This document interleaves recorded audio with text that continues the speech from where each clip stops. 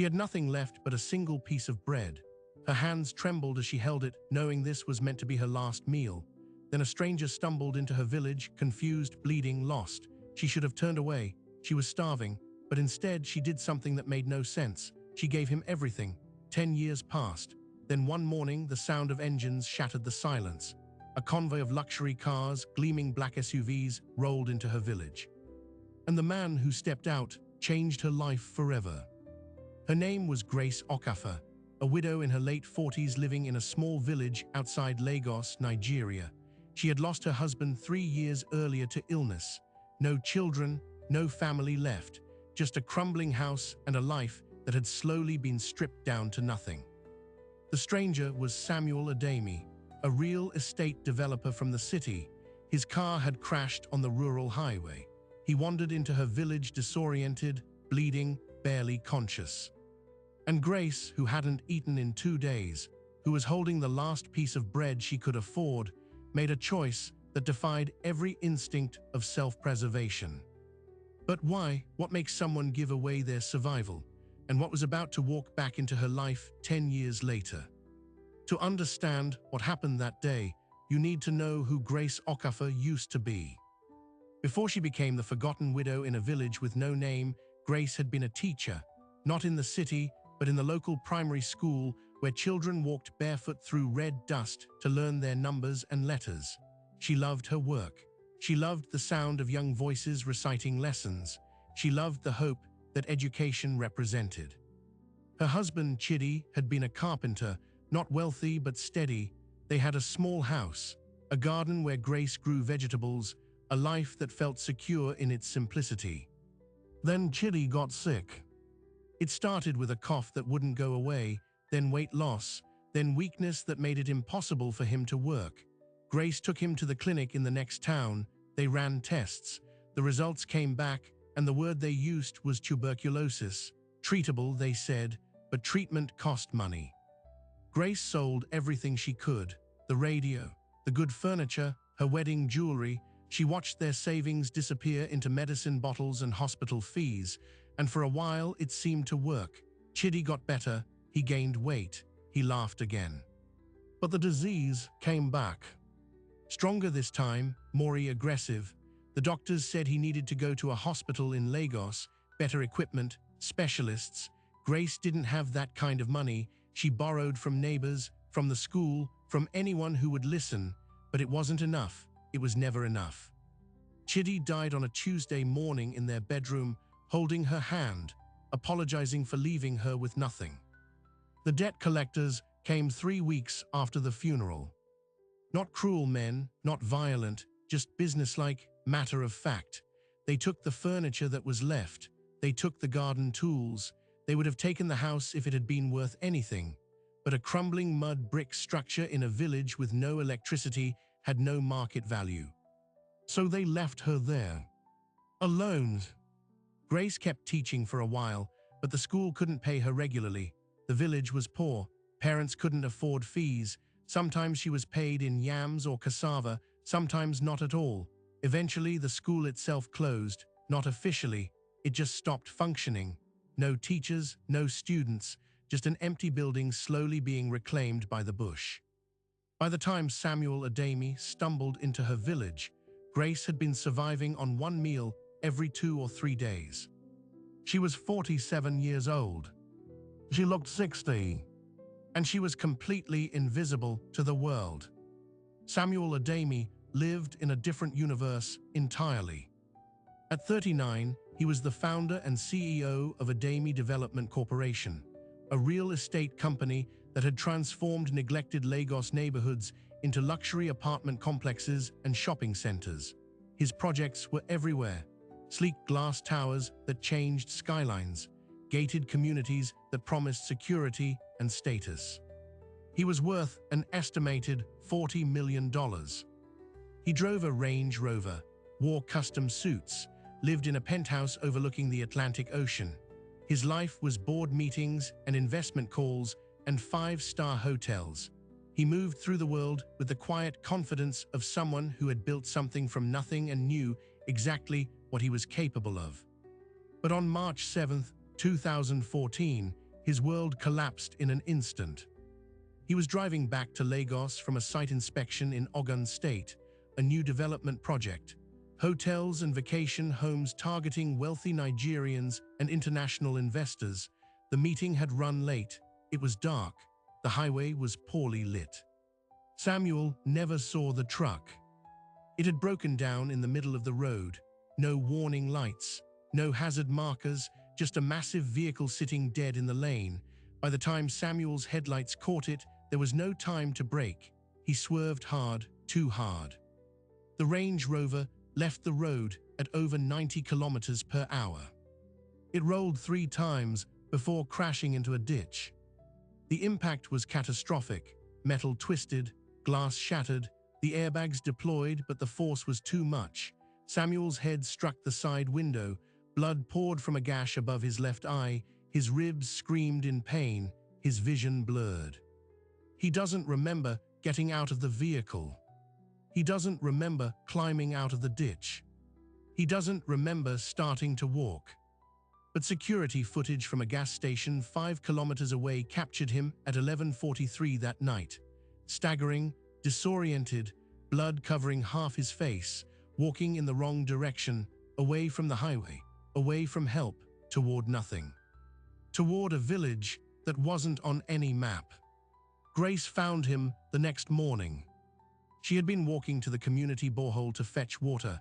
It was early, the sun barely up, the air still cool. That's when she saw him, sitting against a tree at the edge of the village, head down, suit torn and filthy, blood dried black on his face and shirt. For a moment, she thought he was dead. Then he moved.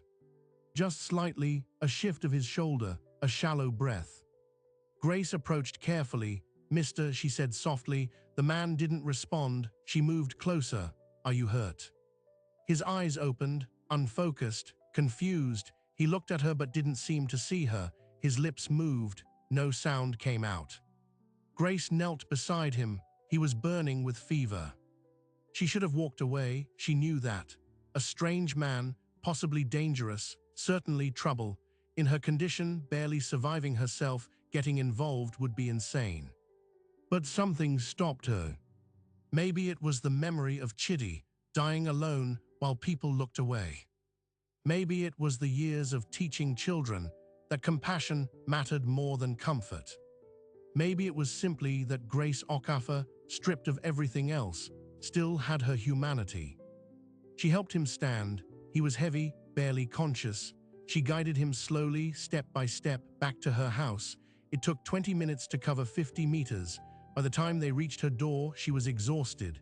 He collapsed onto the only piece of furniture she had left, a thin mat on the dirt floor. Grace assessed the situation. He needed medical attention, but the nearest clinic was 12 kilometers away, and she had no way to get him there. He needed water. She had some. He needed food. And that's where the choice became impossible. Grace walked to her kitchen area, a corner of the room with a small charcoal stove. On a wooden shelf sat one piece of bread, dry, hard, the last thing she had. She had been saving it, planning to eat half that day, half the next. After that, she didn't know. There was no money coming, no food coming, nothing. She picked up the bread, looked at it, looked at the stranger on her floor, and made a decision that would change both their lives forever. But what Grace didn't know, what she couldn't have known, was that Samuel Adami's disappearance had already triggered something much bigger. Because when a $40 million businessman vanishes without a trace, people notice. And some of them had been waiting for exactly this opportunity. In Lagos, Samuel's phone had been ringing for hours. His assistant, Ngozi Okoro, had been calling since 8 that morning. Samuel was supposed to be at a board meeting at 9. Major investors were flying in from South Africa. A 50 million naira deal was on the table. Samuel never missed meetings like this. Never. By 10, Ngozi was worried. By 11, she was calling hospitals. By noon, she called the police. The officer who took her report was polite but unhurried. Missing person cases required 24 hours before investigation. Adults had the right to disappear if they wanted. Maybe he was with a woman, maybe he needed space. Call back tomorrow. Ngozi hung up and made a different call. To Samuel's business partner and closest friend, Emeka Okonkwo. Emeka had known Samuel since university. They had started a Adami development together 15 years ago, two young men with architecture degrees and more ambition than sense. They had built the company from nothing, survived the economic crashes, outlasted competitors, grown into something neither of them had imagined possible. Emeka answered on the first ring. He hasn't shown up, Ngozi said. The meeting, the investors, nothing, I can't reach him. There was a pause on the other end, not shock, something else. Did you check the site in Ogun? Emeka asked. He was supposed to come back last night, Ngozi replied. I confirmed with the driver. What driver? Ngozi went silent. Samuel drove himself yesterday. He always drives himself on short trips. Another pause, longer this time. Send me his route, Emeka said quietly. I'll make some calls. Emeka hung up and sat very still in his office overlooking Victoria Island. Floor-to-ceiling windows, leather chairs, modern art on the walls, everything about the space screamed success. But something was very wrong. Because Emeka knew something Ngozi didn't. 3 months earlier, Samuel had received a buyout offer for a Adami development. A massive international firm wanted to acquire the company. The offer was generous, life-changing, $70 million. Samuel would retain a leadership role but give up majority control. Samuel had refused. Not because the money wasn't good, but because he didn't trust the people behind it. The firm had a reputation. They bought companies, stripped them for assets, fired local staff, and moved profits offshore. Samuel had built something that employed over 200 Nigerian families. He wasn't going to sell that out. The firm had not taken the rejection well. And now Samuel was missing. Emeka picked up his phone again. This time he didn't call the police. He called someone else, someone who specialized in finding people who didn't want to be found. While Lagos searched for Samuel, Grace was trying to keep him alive. She had given him the bread, all of it, torn into small pieces, soaked in water so he could swallow. He ate without awareness, mechanical, driven by instinct rather than consciousness. Then she gave him water, the clean water she had carried from the borehole that morning, the water she had planned to ration across 3 days. She helped him drink, small sips, his hands too weak to hold the cup. When he finally fell into something resembling sleep, Grace sat back against the wall and assessed what she had done. She had no food left, no money, no plan, and a delirious stranger who might die in her house. The rational thing would be to tell the village elder, let the men decide what to do. Maybe they could contact authorities, maybe they could find his family, maybe someone else could take responsibility. But Grace had learned something about people over the past 3 years. When you ask for help, you become a burden, and burdens get abandoned. So she decided not to ask. For 3 days, Grace cared for Samuel alone. She cleaned his wounds with water and strips of cloth torn from her own dress. The gash above his eye was deep but not infected. His ribs were bruised, possibly fractured, but not broken through the skin. He had been lucky, incredibly lucky. She kept him hydrated. Water was free from the borehole. She walked there 4 times a day, carrying the heavy container on her head, ignoring the stares from neighbors who wondered what the widow was doing with so much water. Food was harder. Grace had nothing, but her neighbor, Mama Blessing, had a small farm, cassava mostly, some vegetables. Grace went to her on the 2nd day. Please, Grace said quietly, I need help. Mama Blessing was a large woman with kind eyes and a sharp sense for trouble. She looked at Grace for a long moment. This is about the man, she said, not a question. Grace nodded. You don't even know him. No. And you're starving yourself to feed him. Grace didn't answer. The truth was obvious. Mama Blessing sighed heavily. Then she went into her house and came back with a small bag of cassava flour and 3 eggs. "This is all I can spare," she said. "And Grace, I love you, but this is foolish." Grace took the bag. "I know," she said softly. That night she made a thin porridge from the cassava flour. She fed it to Samuel slowly. He was more alert now, his eyes focused better. He could sit up with help. "Where am I?" he asked. His voice was rough, barely above a whisper. "Safe," Grace replied. That was all she knew how to say.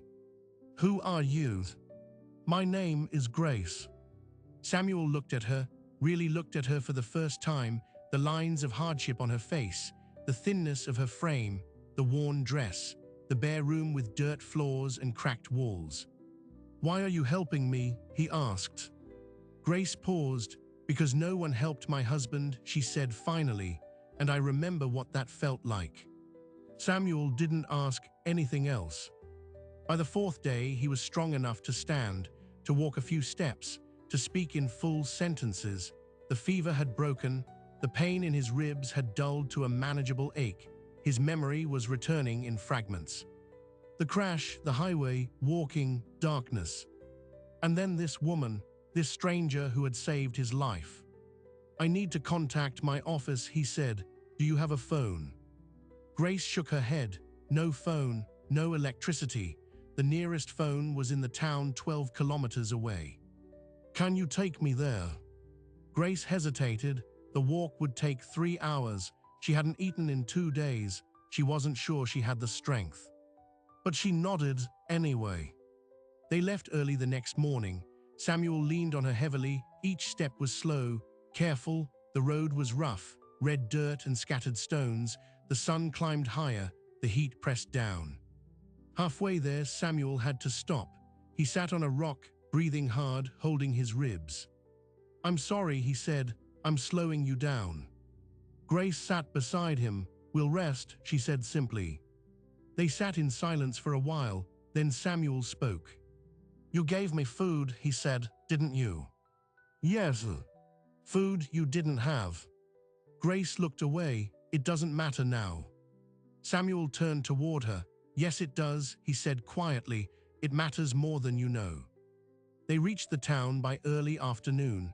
A scattered collection of buildings, a few shops, a petrol station, and a small communications shop with a faded sign advertising phone calls and internet. Samuel went inside. The shop owner looked at him with suspicion. Torn suit, dried blood, leaning against a thin village woman. Nothing about it looked legitimate. But Samuel still had his wallet. Somehow it had survived the crash. He pulled out a thick stack of Naira notes. "I need to make a call," he said. The shop owner's expression changed immediately. He gestured to a phone on the counter. Samuel dialed Emeka's direct line. It rang twice, then Emeka's voice, sharp and urgent. "Who is this?" "It's me," Samuel said. Silence, complete and total. Then Samuel, "Where the hell are you? We thought you were dead. We've had people searching for 4 days. The police, private investigators, everyone. What happened?" "I crashed," Samuel said. "My car is in a ditch somewhere on the Ogun Highway. I don't remember exactly where. I've been in a village. A woman found me. She saved my life." Another pause. "Which village?" "I don't know," Samuel said. He looked at Grace. "What's the name of your village?" "It doesn't have a name," Grace said quietly. "People just call it the settlement." "Did you hear that?" Samuel asked. "I heard," Emeka replied. His voice had changed. Tighter, more controlled. "Samuel, listen to me carefully. Don't tell anyone where you are. Don't use your credit cards. Don't contact anyone else." "Why?" "Because the people looking for you aren't all your friends." Samuel felt something cold settle in his chest. "What are you talking about?" "I'll explain when I see you," Emeka said. "Give me landmarks, anything. I'll come get you myself." Samuel described the route as best he could remember. The town, the petrol station, the road leading west. "Stay there," Emeka said. "I'm leaving now, 2 hours, maybe less." He hung up. Samuel stood holding the phone. his mind racing. Don't tell anyone where you are. The people looking for you aren't all your friends. What did that mean? Grace was watching him. Is everything all right? Samuel looked at her, at this woman who had given everything to a stranger, who had asked for nothing in return, who had no idea she had just been pulled into something much bigger and more dangerous than either of them understood. I don't know, he said honestly. They waited at the petrol station. Samuel bought food with the cash in his wallet, bread, fruit, bottled water. He tried to give most of it to Grace. She refused at first. You need your strength, she said. Grace, Samuel said firmly, please. The way he said it stopped her argument, not commanding, asking, almost begging. She took the food. They ate in silence, and for the first time in days, Grace felt the sharp edge of hunger dull just slightly. Emeka arrived 90 minutes later, a black Mercedes, tinted windows. He got out quickly, his eyes scanning the area before focusing on Samuel. Thank God, he said. He embraced Samuel carefully, mindful of the injuries. Then he looked at Grace. This is the woman who helped you. Samuel nodded. Grace Okafor. Grace, this is Emeka Okonkwo, my business partner. Emeka extended his hand. Thank you, he said. The words were simple, but his expression was serious. You saved his life. Grace shook his hand. She didn't know what to say. We need to go, Emeka said to Samuel.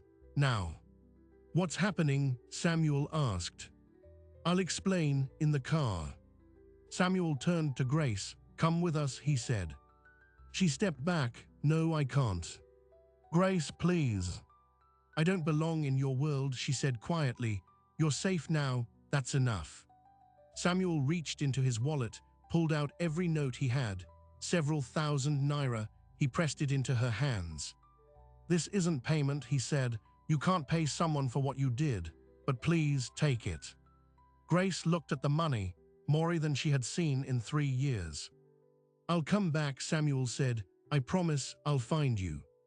Grace didn't believe him. Rich men made promises easily. Keeping them was different. She nodded anyway. Samuel got into the Mercedes. Emeka started the engine. And as they pulled away, Grace stood in the dust, holding more money than she knew what to do with, wondering if she would ever see the stranger again. Inside the car, Samuel finally asked the question. Tell me what's going on. Emeka's hands tightened on the steering wheel. The buyout firm, he said, they didn't give up when you refused. They've been making moves, buying up our debt, pressuring investors, and 2 days after you disappeared, they made another offer, this time to me. Samuel went very still. What kind of offer? The same deal they gave you, but with one difference. They told me if I accepted, they'd make the missing person investigation go away. Quiet, no questions. Samuel's blood ran cold. They knew, he said. They knew I was missing before anyone reported it. Emeka nodded slowly. I don't know if they caused the crash. I don't know if it was just opportunity. But Samuel, they wanted you gone. And if they find out you're alive, this doesn't end. The implications settled like weight. Samuel had just been saved by a starving widow. And now he had to figure out how to survive the people who wanted him dead. Emeka took Samuel to a safe house in Lekki, not one of Samuel's properties, not anywhere connected to the company, a private apartment owned by Emeka's cousin, off the books, invisible. For 2 days, Samuel stayed inside, recovering, thinking, planning. His phone was off, his credit cards untouched. As far as the world knew, Samuel Ademi was still missing, possibly dead. And that gave him something he hadn't had before. Time. On the 3rd day, Emeka brought someone to the apartment, a lawyer named Adiz Nwasu, not corporate counsel, a specialist. She handled cases involving fraud, corruption, and corporate espionage. Her reputation was quiet but absolute. She sat across from Samuel, a tablet in her hands, her expression unreadable. Tell me everything, she said. Samuel did, the buyout offer, the refusal, the pressure tactics, the crash. the disappearance, and Emeka's revelation that the firm had known he was missing before it was reported. When he finished, Adiz was silent for a long moment. Then she said something that changed everything. "You're not the first." Samuel looked up sharply. "What?" "The firm that approached you, Titan Global Investments, they've done this before, 3 times in the last 7 years. African companies with valuable assets, local ownership, resistant to foreign buyouts." She opened her tablet, showed him a list of names. All 3 CEOs died in accidents, car crashes, 1 drowning, 1 unexplained fall. Samuel felt the room grow colder. "You're saying they killed people?" "I'm saying the pattern is there," Adiz replied, "but proving it is different. They're very careful. The investigations always conclude accident, no evidence of foul play, clean." "So what do we do?" Emeka asked. Adiz closed the tablet. "We make them think they won," she said. "Then we destroy them from the inside." The plan was surgical. First, Emeka would publicly accept the buyout offer, announce that in Samuel's absence, he was taking control of the company, that negotiations with Titan Global were moving forward, that a deal would be finalized within 30 days. Titan would believe they had succeeded. Second, Samuel would stay dead, officially missing, presumed deceased, no public appearances, no communication. Let them relax. Let them think the problem was solved. Third, and this was the risky part, Adiz would quietly build a legal case, gather evidence, financial records, communication patterns, witness statements, anything that could link Titan Global to the previous deaths, to Samuel's crash, to the systematic elimination of competitors. It would take months, maybe longer. But if they could prove it, they wouldn't just save the company, they would dismantle Titan entirely. Samuel agreed. But there was one thing he insisted on. "I need to send money to Grace," he said. Emeka shook his head immediately. "No transactions, nothing that can be traced back to you." "She saved my life," Samuel said, "and I left her with almost nothing." Adiz leaned forward. "If Titan is watching, any financial activity could expose you, and if they find out about her, she becomes leverage. They'll use her against you." The words hit hard because she was right. Helping Grace could put her in danger. So Samuel made the hardest decision of his life. He did nothing. He stayed hidden, stayed silent, and hoped that the money he had given her would be enough. In the village, Grace's life had changed in small but significant ways. The money Samuel had given her, 3,000 naira, was more than she usually saw in 6 months. She spent it carefully, bought rice, beans, gari, palm oil, enough to eat 1 meal a day for 2 months. She paid back Mama Blessing for the cassava flour and eggs. She bought a new dress, not expensive, just clean, whole. And she started teaching again.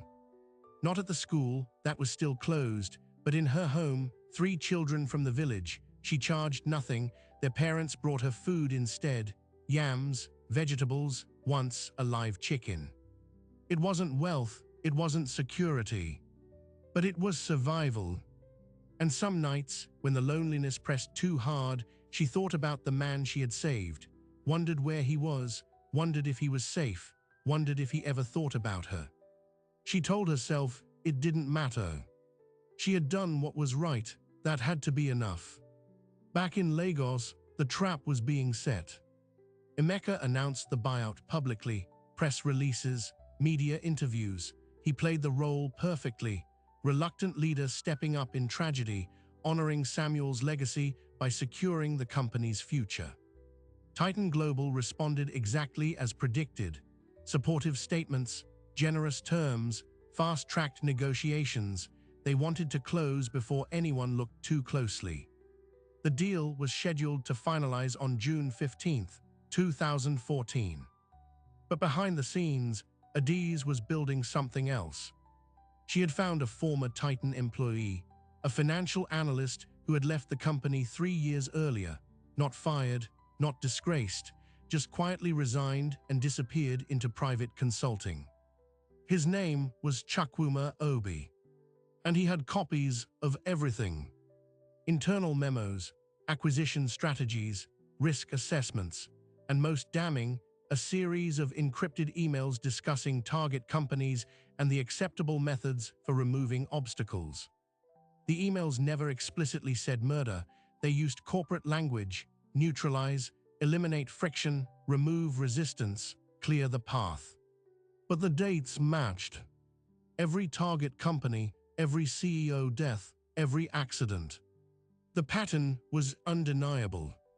Adiz brought the evidence to the Economic and Financial Crimes Commission, not publicly, quietly, to an investigator she trusted, a woman named Hawa Bello who had spent 15 years prosecuting corporate fraud. Hawa reviewed the documents for 2 days. Then she called Adiz back. "This is enough for warrants," she said, "but if we move too fast, they'll bury it. Lawyers, diplomatic pressure, international jurisdiction, we need to be smarter." "What do you suggest?" "We let the deal go through," Hawa said. "Let them think they've won. Then we freeze their assets the moment the money transfers, seize the company, arrest everyone involved. They won't have time to run." It was risky. Letting Titan take control, even briefly, meant exposing the company to damage. But it was also the only way to catch them in the act. Emeka agreed. Samuel, watching from the shadows, felt the weight of every decision. June 15th arrived. The contract signing was scheduled for 10 in the morning. Titan's representatives flew in from London, lawyers, executives, all smiles and handshakes. The media was there, cameras, reporters. This was a major story: Nigerian company acquired by international giant, symbol of global investment in Africa. The papers were spread across the conference table. Emeka signed first, calm, professional. Then Titan's CEO, a British man named Richard Thornton, stepped forward. He reached for the pen. And that's when the doors opened. EFCC agents, a dozen of them, led by Hawa Bello. She walked straight to Thornton, badge raised. "Richard Thornton, you are under arrest for conspiracy to commit murder, fraud, and violations of the Economic and Financial Crimes Act." The room exploded. Lawyers shouting, cameras flashing, Thornton's face going white. "This is absurd," he said. "I demand to speak to my embassy." "You'll have that opportunity," Hawa replied, after processing. She nodded to her team. They moved quickly, handcuffs, rights read aloud. Thornton and 3 other Titan executives were escorted out. The deal was dead. The investigation was public. And Samuel Adeyemi was about to come back from the grave. The press conference happened 2 days later.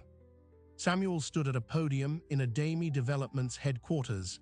His face still showed the fatting bruises from the crash. His ribs were taped, but he was alive and he was angry. "2 months ago, I was almost killed," he said, "not by accident, by design.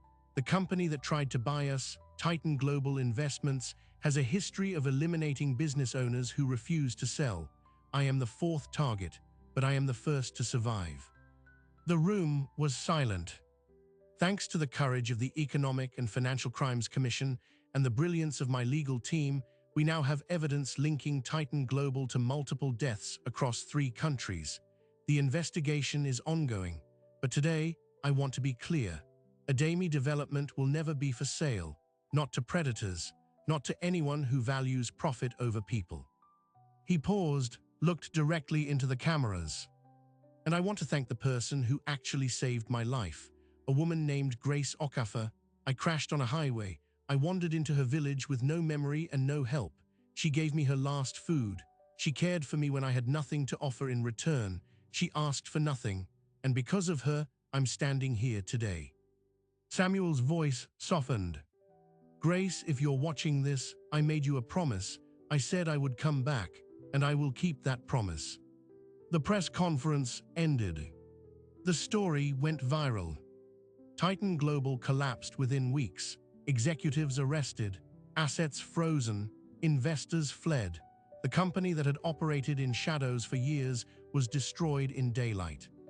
Samuel had won, but one thing still haunted him. He had to find Grace. Emeka helped him search. They drove back to the town, back to the petrol station, back along the road toward the settlement. But when they arrived, Grace was gone. The house was empty, abandoned. Neighbors said she had left months ago, no one knew where. Some said she had moved to another village. Some said she went to the city. No one had heard from her. Samuel searched for weeks. Hired investigators, placed ads in newspapers, offered rewards for information. Nothing. Grace Okafor had vanished, and Samuel was left with a debt he couldn't repay. So he made a different choice. He established a foundation, the Grace Okafor Foundation, dedicated to supporting widows in rural Nigeria.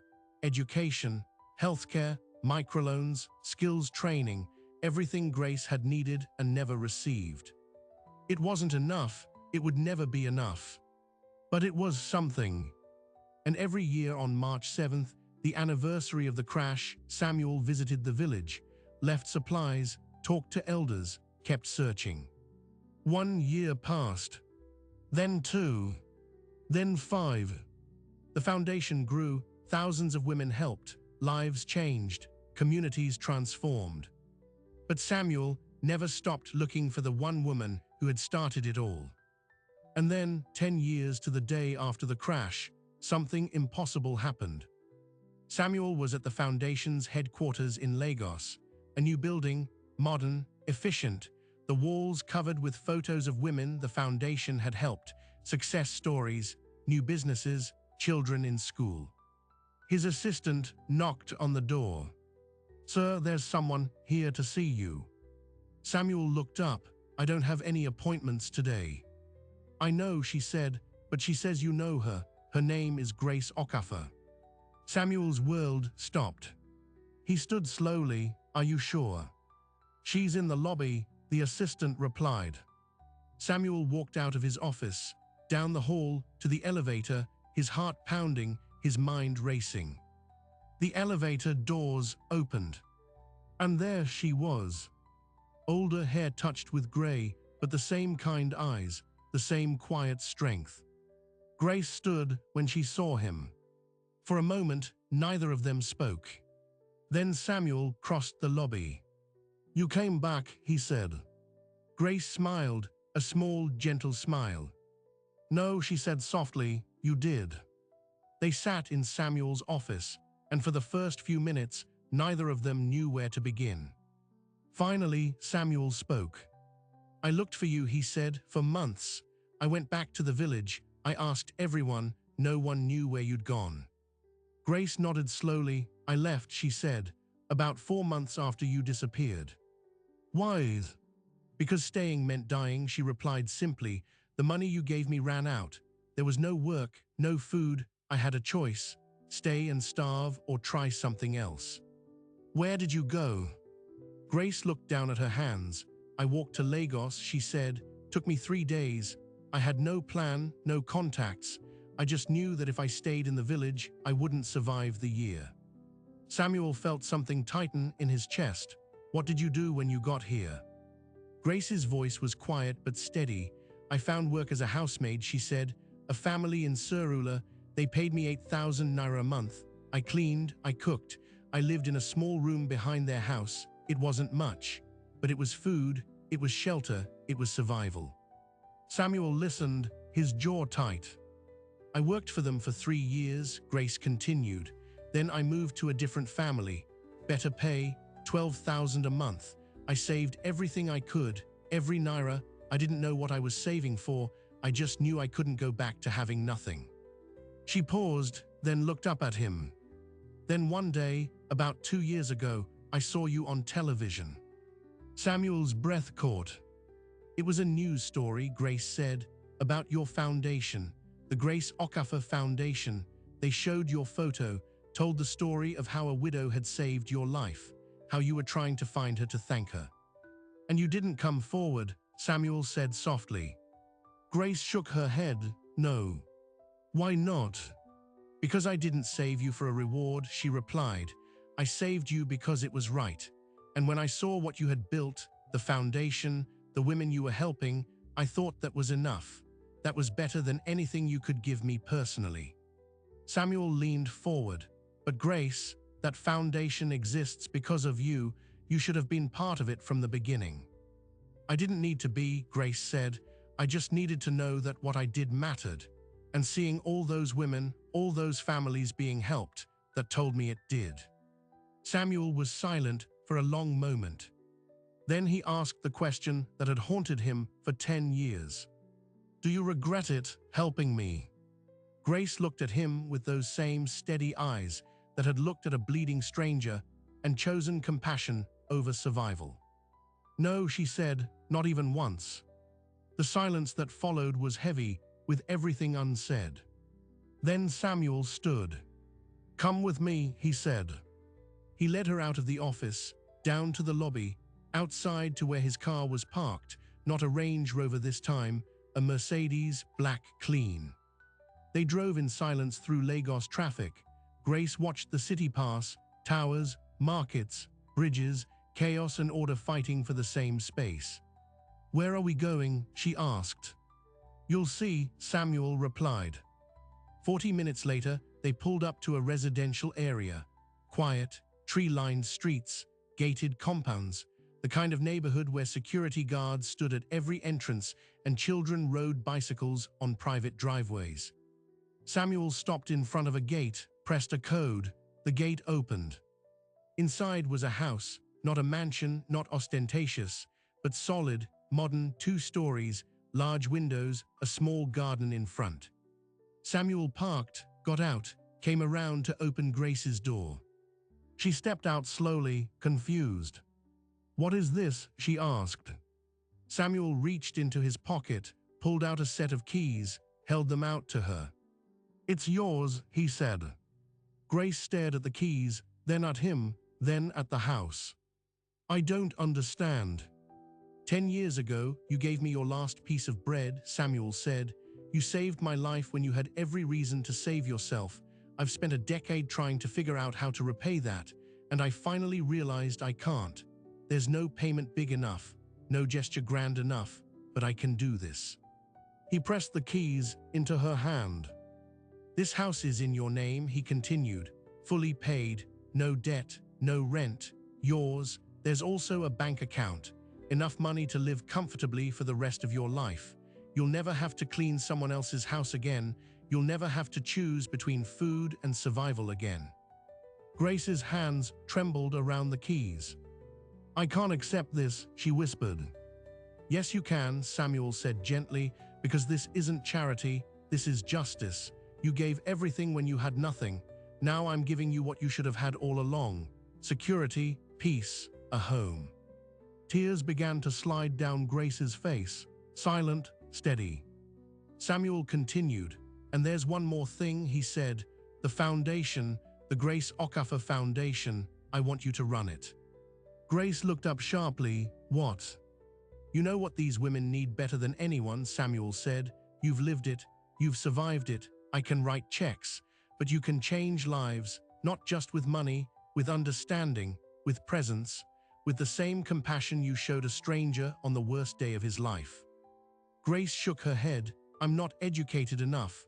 I don't know business. I don't know how to run an organization. I'll teach you, Samuel said. We'll hire people to handle the operations, but the heart of it, the vision, the connection to the women we serve, that needs to be you. Grace stood there, holding the keys to a house she never imagined owning, being offered a role she never thought possible. Why, she asked, why all of this? Samuel's voice was quiet but firm. Because the world told you that you didn't matter, he said, that your life had no value, that you were invisible, and you proved the world wrong. You mattered to me. You mattered to every woman the foundation has helped. You matter more than you know. He paused. And I want you to see that, to feel that, to live that. Grace couldn't speak. The weight of it was too much, the kindness too overwhelming. So she did the only thing she could. She stepped forward and embraced him. Not the embrace of gratitude, the embrace of recognition. Two people who had saved each other in different ways at different times. Two lives that had intersected at exactly the right moment. When they finally stepped back, Samuel smiled. "Do you want to see inside?" Grace nodded, still crying. They walked through the gate, up the pathway, to the front door. Samuel unlocked it, pushed it open.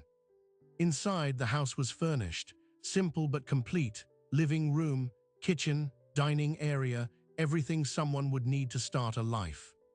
Grace walked through slowly, touching the walls, the furniture, the counters, making sure it was real. In the kitchen, there was a basket on the table. Grace approached it carefully. Inside was bread, fresh bread, a full loaf. She looked at Samuel. "I thought it was fitting," he said softly. Grace picked up the bread, held it, and for the first time in 10 years, she laughed. A real laugh, full of relief and joy and disbelief. Samuel laughed too. And in that moment, the circle closed. Over the next 2 years, Grace became the face of the foundation. She traveled to villages, met with women, listened to their stories, designed programs based not on theory but on lived experience. She knew what it was like to be invisible, so she made sure every woman who walked through the foundation's doors was seen. The foundation's impact tripled. Donations increased, partnerships formed, media coverage exploded, not because of marketing, because of authenticity, because Grace Okafor was living proof that one act of kindness could change everything. Samuel stepped back from day-to-day operations of a daily development, not retiring, just refocusing. He spent more time with the foundation, more time building something that mattered beyond profit. And he and Grace became friends, real friends, not bound by debt or obligation, but by mutual respect, by shared understanding of what it meant to be saved. But there was one more thing, one final detail that neither of them expected. 3 years after Grace took over the foundation, a young woman walked into the office. Mid-20s, bright, confident, she asked to speak with Grace Okafor personally. When Grace met her, the woman introduced herself as Kioma. She had a story to tell. 5 years ago, Kioma said, "My mother was dying. We had no money for treatment, no options. We were going to lose her. Then someone from your foundation showed up. They paid for her surgery, for her medication, for everything. My mother survived. And because she survived, I was able to finish school. I just graduated from university, business administration." Grace listened, her eyes soft. "I'm here because I want to work for the foundation," Kioma continued. "I want to do for others what you did for my family." Grace smiled. "We'd be honored to have you," she said. Kioma started the next week, bright, hardworking, passionate. And 6 months later, Grace discovered something that made her stop in her tracks. Kioma's mother, the woman the foundation had saved, lived in a small settlement outside Lagos. A settlement with no name. The same settlement where Grace had once lived. The same village where she had saved Samuel. Grace sat in her office, the realization settling over her like weight and wonder combined. The woman she had helped through the foundation was her former neighbor, Mama Blessing, the woman who had given her cassava flour and eggs when she was caring for Samuel, the woman who had called her foolish for helping a stranger. Grace had saved Mama Blessing's daughter. Without knowing it, without planning it, the kindness had circled back. When Grace told Samuel, he just shook his head in amazement. "Do you believe in coincidence?" he asked. Grace thought for a moment. "No," she said quietly, "I believe in echoes. You put something good into the world and it comes back. Maybe not to you, maybe not in the way you expect, but it comes back." Samuel nodded. And that night, sitting in the house that had once been unimaginable, Grace thought about the day she had held her last piece of bread. The day she had made a choice that defied logic. The day that had changed everything. She had been starving, alone, forgotten. And she had chosen to give anyway. Not because she expected a reward, but because, in a world that had taken everything from her, kindness was the one thing no one could steal. And in the end, that choice had saved 2 lives. His and her own. Today, the Grace Okafor Foundation operates in 17 states across Nigeria. It has helped over 40,000 women, provided education, healthcare, business loans, skills training. It has transformed entire communities. But the foundation's real power isn't in the numbers. It's in the question it forces us to ask. What would you have done? If you were Grace, starving, holding your last piece of bread, and a stranger appeared, would you have given it away? Would you have risked your own survival for someone you didn't know?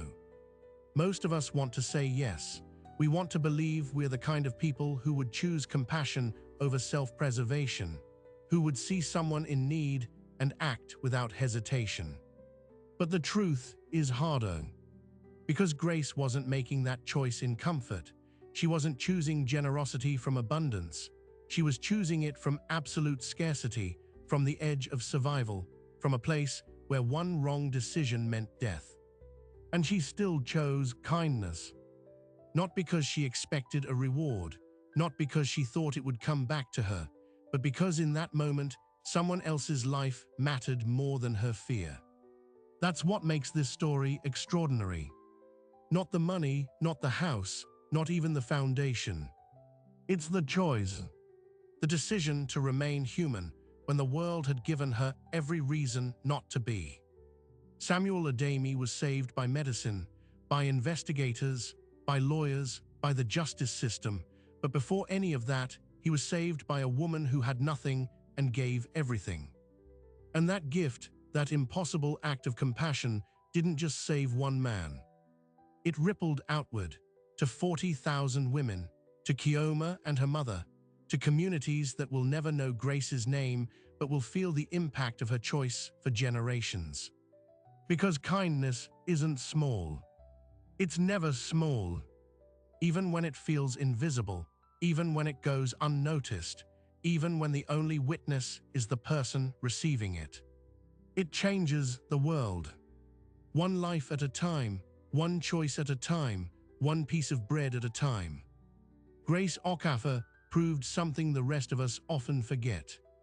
That the most powerful thing you own isn't money or status or security. It's your capacity to care when caring costs you everything. So here's the question this story leaves us with. Not what would you do if you were Grace, but what will you do the next time you have the chance? The next time you see someone struggling, the next time you have something to give and every reason to keep it, the next time kindness demands sacrifice. Will you walk past? Or will you stop? Because somewhere out there, right now, someone is holding their last piece of bread. And someone else is wandering, lost, hoping that the world still has people like Grace in it. People who choose compassion. People who give when it makes no sense. People who prove, again and again, that one act of kindness can change everything. So tell me, where are you watching from, and what act of kindness will you choose today? If this story moved you, don't just watch and leave. Share it. Subscribe. Let it remind you that in a world that often feels cold and impossible, ordinary people are still doing extraordinary things. And maybe, just maybe, you're one of them.